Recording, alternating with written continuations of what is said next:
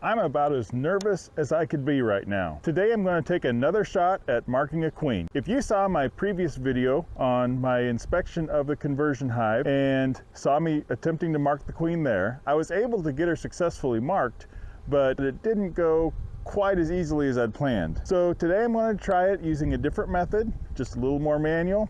And I'm just very nervous about that, never having done it before. So I'm going to do it in the mother hive. The reason that I'm using this colony to practice with is that this is my oldest queen. At last inspection, she wasn't laying all that strong.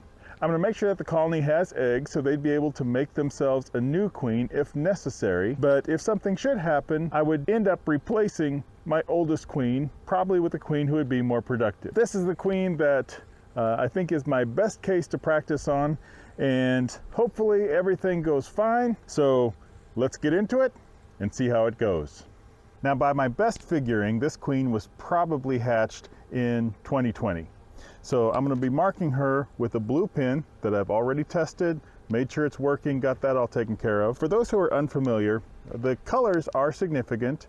There is an international standard that a color identifies the year that a queen was hatched. For 2020, the color is blue. For 2021, the color is white, and it goes in a 5-year rotation. Now, my memory is not all that great, so to help me keep track of which colors are for which years, I marked the caps of my pins with 2 numbers.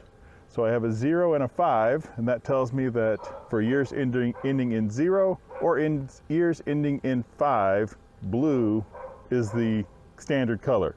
So I have that all ready to go. Let's go ahead and open up the hive and see if we can find our queen.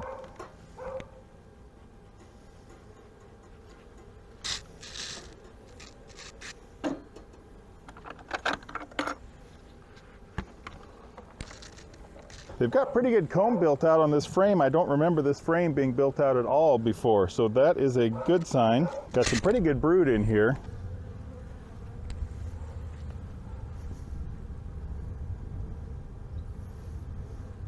There is capped brood here and some larvae. I'm not seeing any eggs on this frame. There is some young larvae in there.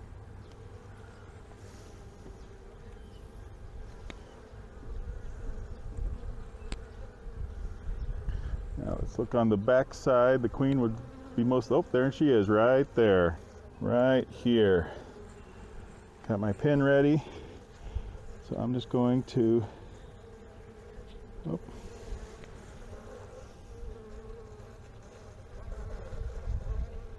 Got her by a wing. Gonna get here by a leg. There we go.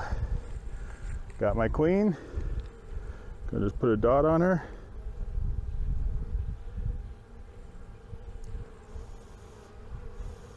Takes only about a minute for that paint to dry.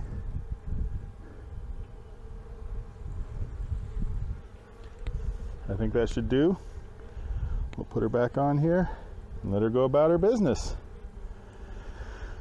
Well, that went way easier than using that plunger that I used before. I got to tell you, I had to be real careful, as nervous as I was about doing that my adrenaline didn't get the best of me and I didn't accidentally squeeze her. But she's gone right back to inspecting cells, looking for a place to lay.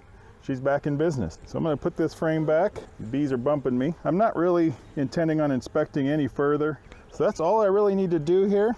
I'm going to put these frames back. The one thing I am going to do while I'm in here, they have this first frame built out fairly well. I'm going to go ahead and throw a couple more frames in here and give them plenty of space to build. And then we're done for today. Got the queen marked. Job done. Feeling really good about that. Now we'll move on to other work. I'm going to put 2 frames in here for now, then I'll come back later and probably fill it out for the rest of the season. The reason I'm just being conservative right now is because I'm planning on doing splits, and so I'm going to need some frames for that. I'm going to need to make some frames in the future, And for those interested in how to make the lay-ins frames, I will certainly make a video of that as well. So have that coming up, but for now I'm just going to put 2 more in here and give them space to grow. That additional space will make them less likely to swarm. This colony doesn't have a real strong population right now. I'm not expecting that they're on the verge of swarming. Even though I didn't look for any swarm cells in here, I think just their population alone tells me that they are probably not ready. But by expanding the number of frames here, it gives them more space, will reduce any inclination that they have to swarm. So close that up and move on to other things. Now, if you've enjoyed this video, I would sure appreciate if you would give it a thumbs up and subscribe to the channel so you don't miss any future videos. And while you're on your way out, go ahead and check out this video that Google really thinks you'll like, or check out this playlist to see my other beekeeping videos. Thanks a lot for watching, and I'll see you next time.